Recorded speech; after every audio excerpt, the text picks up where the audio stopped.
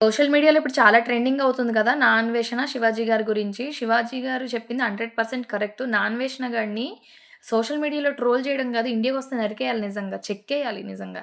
అంత కోపమొస్తుంది నాకైతే. సామాన్లు అనే వర్డ్ శివాజీ గారు యూజ్ చేసినందుకు అంత ట్రోల్ చేసేసారు మీమ్ పేజ్ వాళ్ళు కానీ, ఎవరైనా సరే సారీ చెప్పేలా చేశారు కదా! మరి ఈ మధ్యన అంతా గూడా లైకులు రావాలంటే సామాన్లు బాగుండాలండి. వైరల్ అవ్వాలంటే సామాన్లు బాగుండాలంటే ప్రతిదానికి సామాన్లు, సామాన్లు అని వార్డొచ్చినప్పుడు మీరందరూ ఏమైపోయారు? ఆ!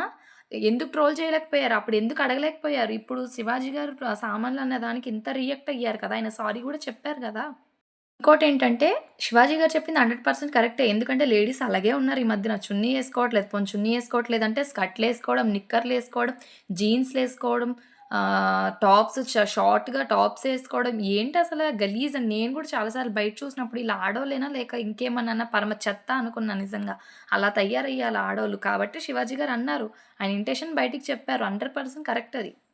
అన్వేషణని ఈ మధ్యన బెట్టింగ్స్ యాప్స్‌లో చాలా సపోర్ట్ చేశారు. ఎందుకనంటే చాలా మంది లైఫ్ స్పాయిల్ అవ్వకుండా చూసుకున్నాడని. కానీ ఇప్పుడు హిందువులనే తిట్టాడు కదా! ఇంతటితో వీడి పతనమైతే స్టార్ట్ అయింది. ఫాలోవర్స్ 1.8 ఉండేవారు మిలియన్స్.